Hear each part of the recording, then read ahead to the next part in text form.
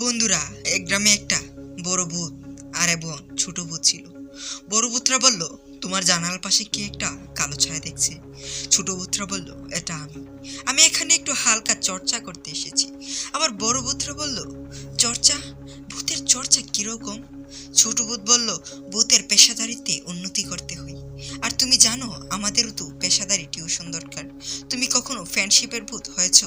ছোট ভূত বলল, না, আমি তো শুধু ভয়ের ভূত, মানুষের পিছু পিছু ঘুরে ভয় দেখাই। বড় ভূত বলল, আর আমি সেই ভূত যারা মানুষকে হাঁটু কাঁপানো ভয় না দিয়ে হাসাতে হাসাতে আসি। কি ভাবছো, একসাথে একটা ভূতের মজা ফালানোর ক্লাস করা যাক? ছোট ভূত বলল, হ্যাঁ, তাহলে দেখো প্রথম ক্লাসে আমরা কিভাবে একটা বইয়ের শব্দ হেসে ফেলতে হয় সেটা শেখাবো।